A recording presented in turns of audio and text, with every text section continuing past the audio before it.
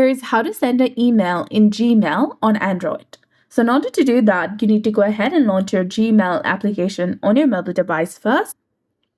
Log into your specific account, and then after, tap on the Compose button that is in the bottom right corner of your screen. And this will open a new menu. Your email address will be automatically set in the From section in the top. Now, write the email address of the person that you want to send this email. Once you have done that, go ahead and enter the subject. Then compose your email below that.